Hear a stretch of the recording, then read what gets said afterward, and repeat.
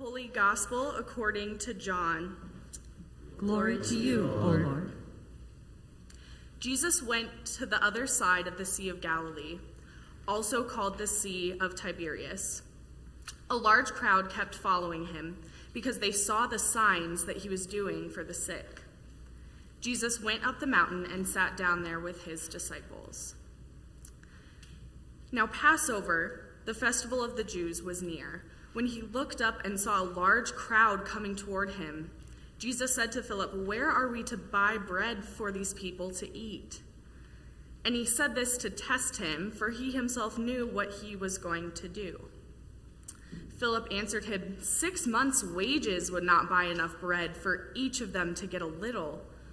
One of his disciples, Andrew, Simon Peter's brother, said to him, "There's a boy here who has 5 barley loaves and 2 fish. But what are they among so many people?" And Jesus said, "Make the people sit down." Now there was a great deal of grass in the place, so they sat down, about 5,000 in all. Then Jesus took the loaves, and when he had given thanks, he distributed them to those who were seated, so also the fish, as much as they wanted. When they were satisfied, he told his disciples, "Gather up the fragments left over, so that nothing may be lost." So they gathered them up, and from the fragments of the 5 barley loaves left by those who had eaten, they filled 12 baskets. When the people saw the sign that he had done, they began to say, "This is indeed the prophet who has come into the world." When Jesus realized that they were about to come and take him by force to make him king, he withdrew again to the mountain by himself. When evening came, his disciples went down to the sea, got into a boat, and started across the sea. It was now dark, and Jesus had not yet come to them. The sea became rough because a strong wind was blowing. When they had rowed out about 3 or 4 miles, they saw Jesus walking on the sea and coming near the boat, and they were terrified. But he said to them, "It is I. Do not be afraid." Then they wanted to take him into the boat, and immediately the boat reached the land toward which they were going. The Gospel of the Lord. Praise to you, O Christ.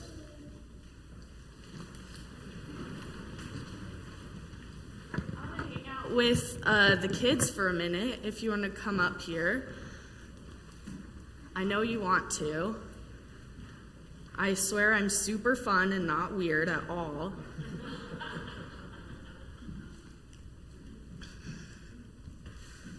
Hey, what's up? See, we're all kids. We're all kids. If you're younger than me, you're a kid. If you're older than me, you're a big kid. That's how it works. So this sermon is for all of you, because we're all kids, right? Right. Okay. Hi, friends. So I want to introduce you guys to someone. Do you know who this is? His name is Carson. Say hi, Carson.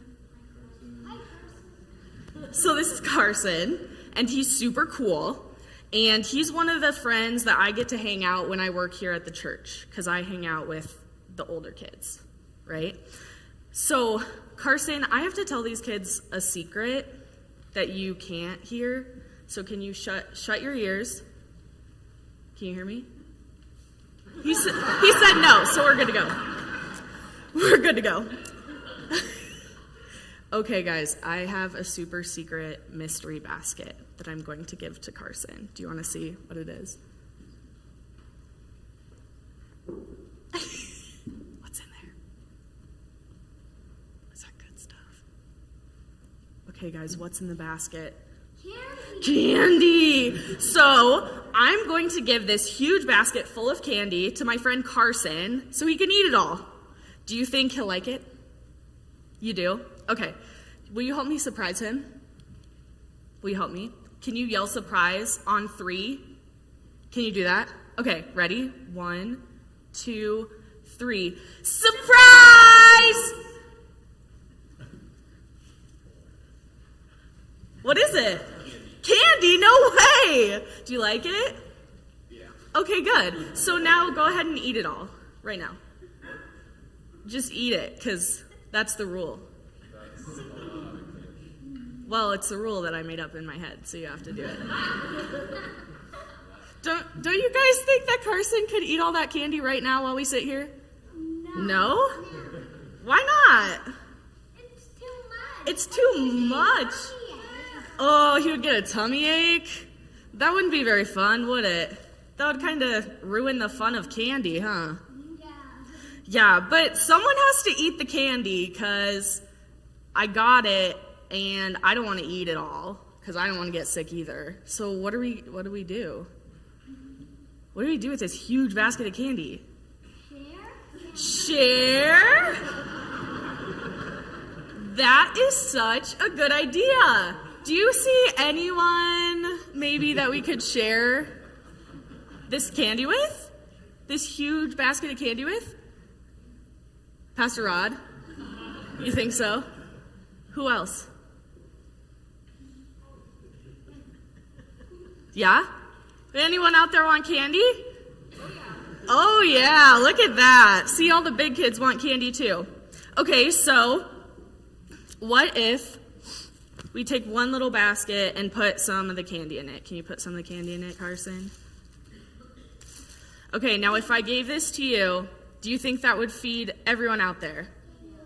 But what if we took a bunch of baskets with candy out there? Do you think we could feed all the people? Okay, let's do it. Let's fill this one up. And just go pass some candy around so that everyone who wants some can have some, okay? You can go ahead and start sharing once you get your basket. We got more.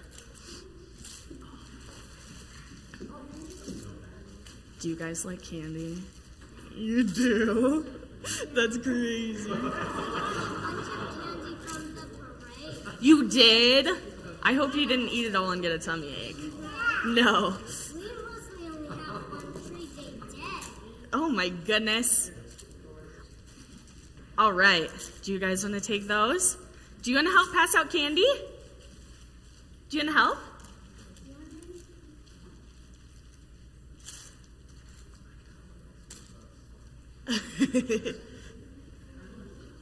And then you can come back up here when you're done sharing. Just pass it around so everyone can get some.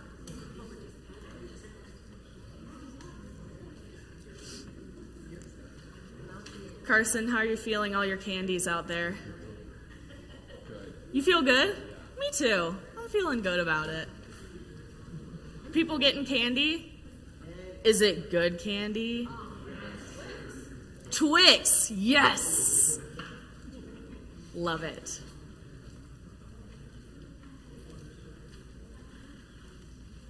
Look at them. They're awesome sharers, aren't they?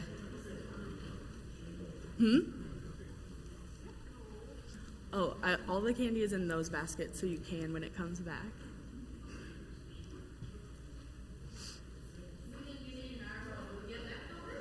Oh, can someone share with that row? Does anyone have more candy in their basket?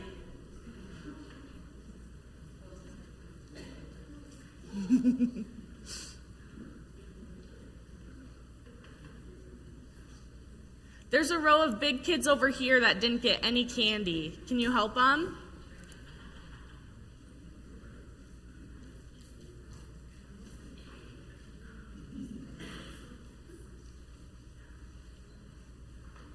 Thumbs up if you got some down here. Okay. Anyone down here that needs more? Okay, we'll send... Pastor Rod is going to be an awesome sharer too, and he's going to take your basket and take it up to the balcony so he can share with everyone.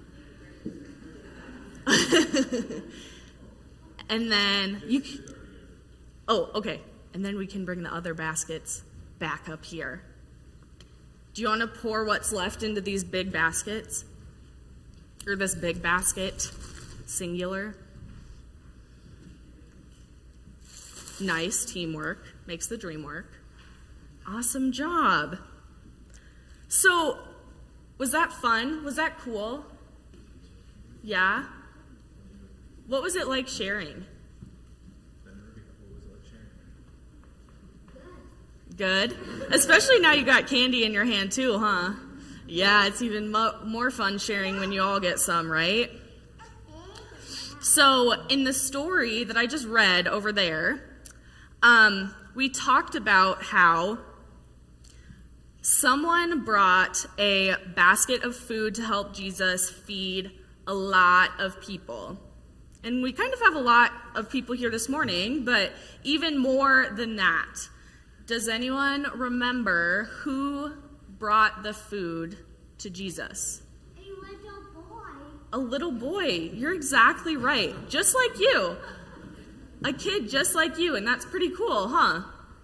Yeah. Yeah. Being a kid is super important, and that's why I say it. Everyone here is a kid. You are all so smart. You have so many great ideas. You're great sharers. We even had some runners up to the balcony. Thank you, guys. So, how do you think those people felt when you were sharing candy with them? Good. You think they felt good? Yeah. Yeah. How did they seem? Did they seem sad? Mad? Happy. They seemed happy? Yeah, and you know what? I bet that half of their happiness was the candy, but do you know what the other half probably was? The sharing. God, that's a good answer. But the sharing too, yeah. That you guys were out there sharing with them, because you guys are the most fun people to be around. Don't tell them I said that. But kids are the most fun. I'm not biased at all. So you make people happy, and we have a lot to learn from you. So when the kid brought Jesus some food, they didn't think there'd be enough for all the people, because there was just one basket of food, right? Yeah, but Jesus broke it up. Yeah, Jesus broke it up, and he gave it to the people to pass around and share. And guess what? There was more than enough for everyone. Yeah, there was even some left over. Exactly. There was even some left over, just like our candy. Just like our candy. Jesus showed them how to share and how to take care of one another so that they could all be fed and all be happy, right? And that's what you guys just did. And there's still more than enough to spare. Where'd the big basket go? Oh, Carson. Look at how much candy's left in there, pals. Yeah. Wow.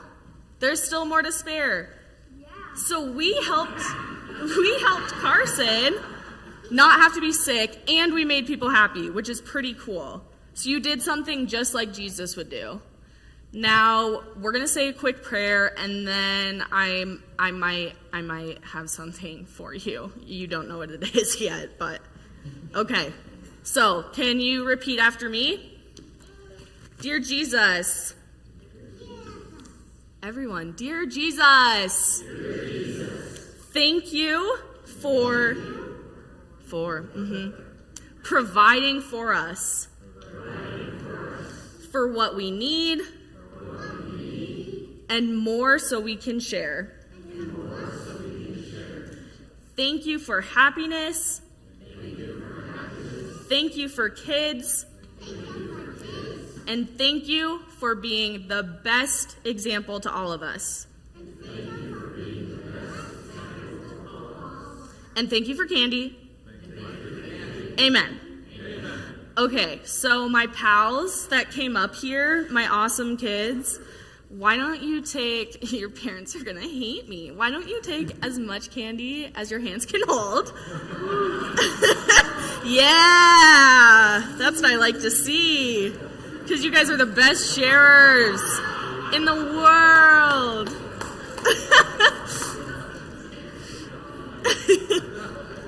You have big hands, so Carson is going to round out the basket. And we did it. Yep. Pick up the trail. There you go. Where there's candy, there's Anne.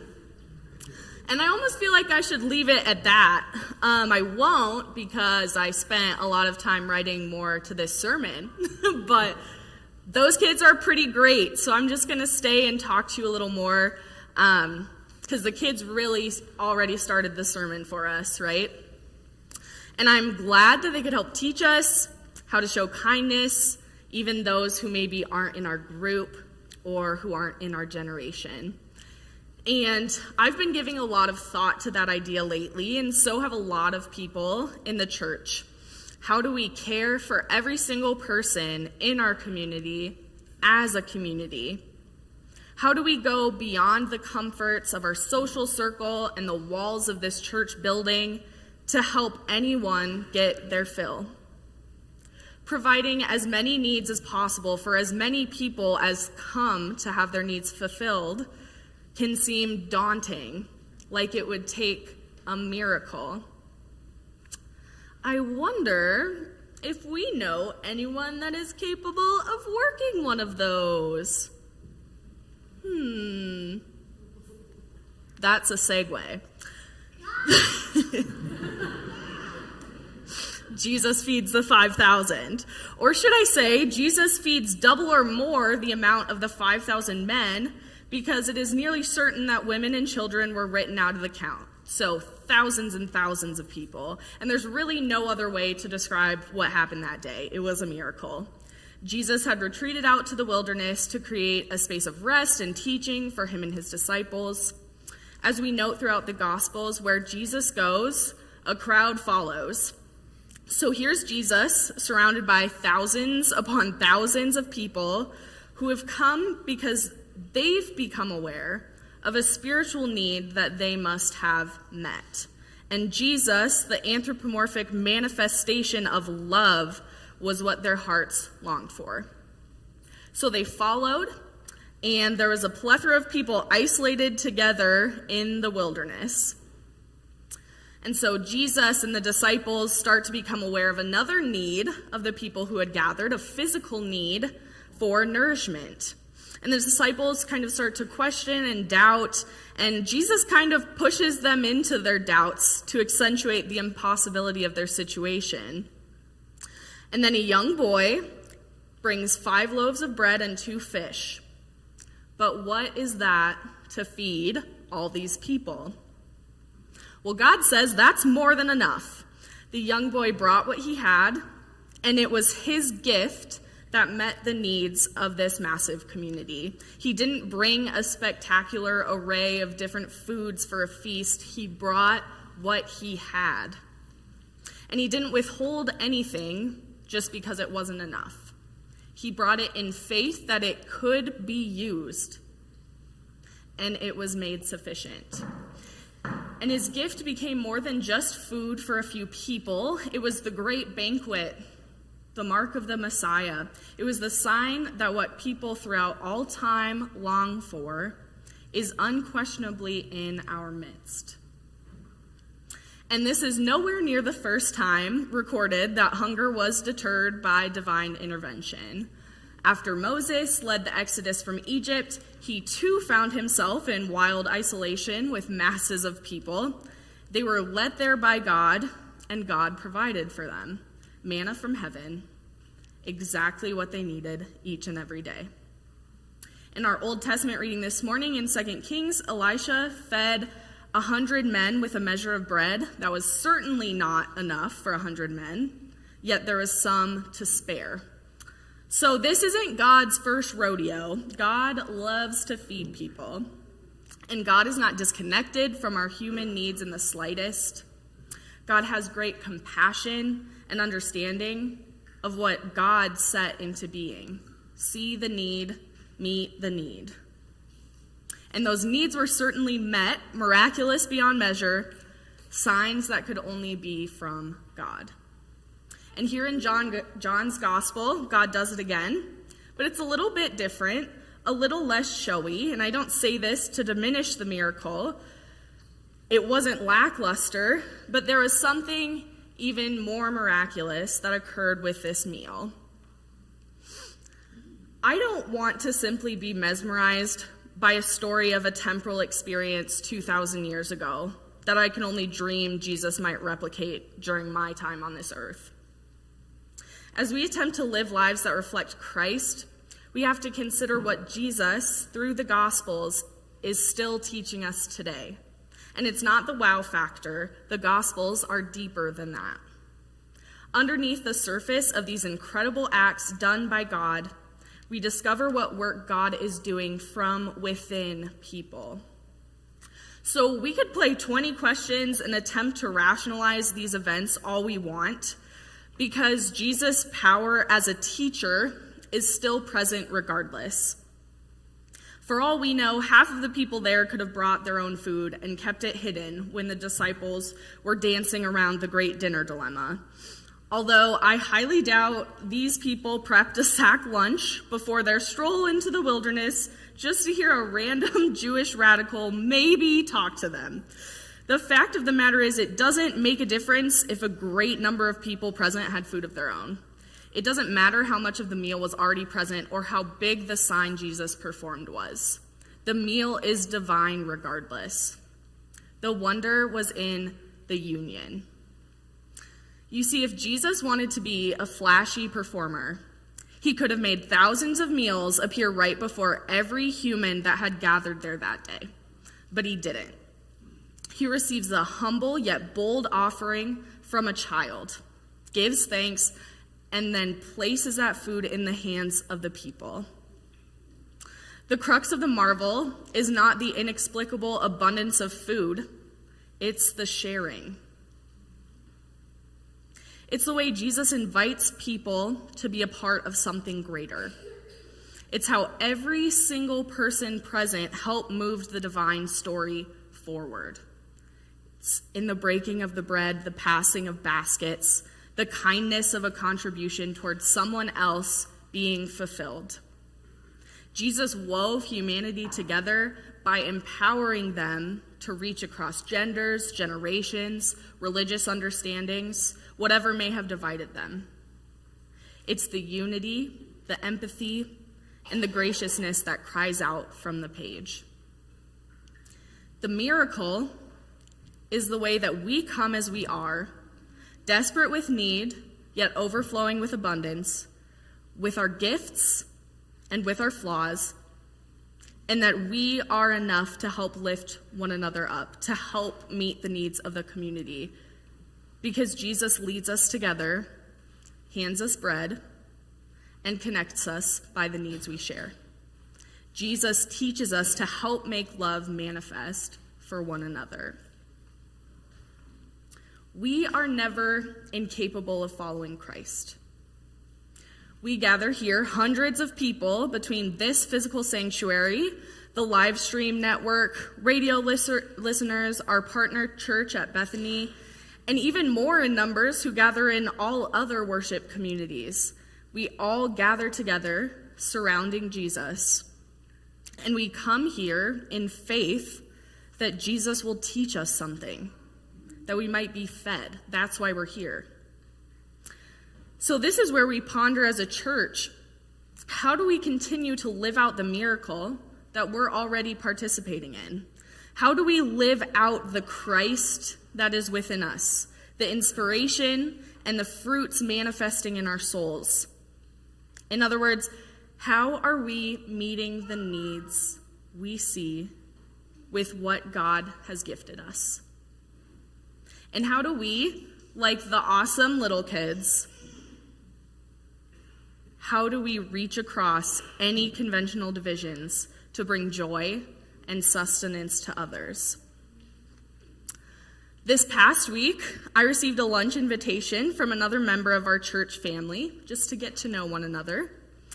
Like the child with the loaves and fish, it was a simple yet bold and impactful offering that provided me so much more than what it contained on the surface. A bacon, lettuce, and tomato sandwich turned into a couple hours of conversation. It also turned into dessert, which I certainly can't complain about either, but in coming together for that meal, for a physical need, we also received some spiritual fulfillment. We shared stories and experiences, talked about ways we've witnessed God's work, and I can only speak for myself, but it filled me up. It was incredibly encouraging to me, and it was communion. A sandwich was a wonder. And that story's to say, whatever we bring, God will use to extend beyond our expectation, to extend beyond our comprehension, We don't have to show up with an incredible amount of money to eradicate poverty.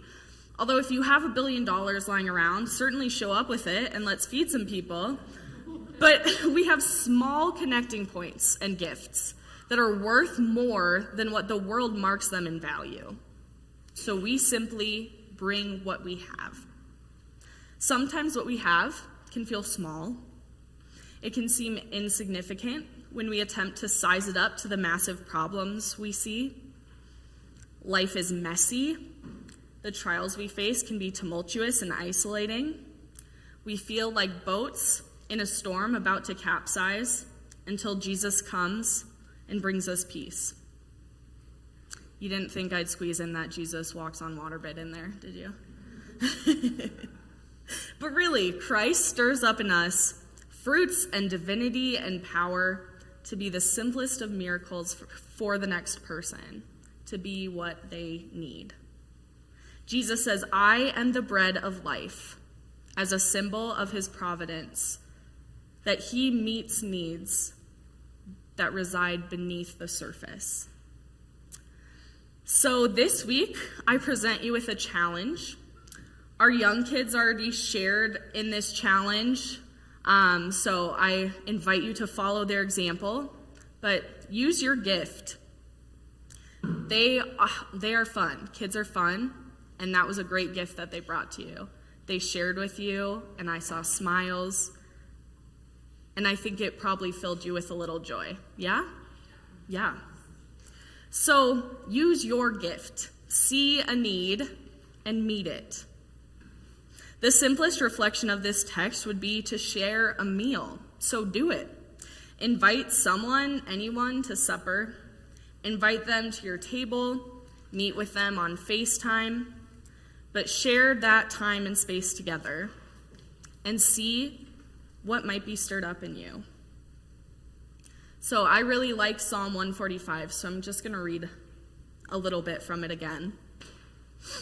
Your kingdom is an everlasting kingdom, and your dominion endures throughout all generations. The Lord is faithful in all his words and kind in all his works.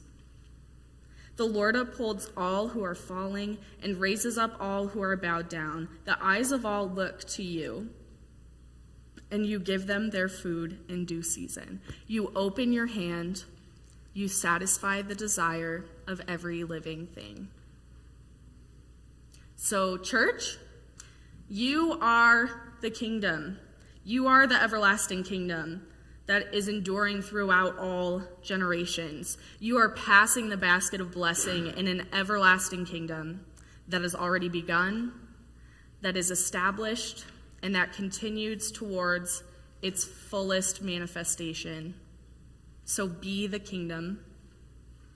Open your hand and bring what you have, because you never know what miracle God is orchestrating through you. Amen.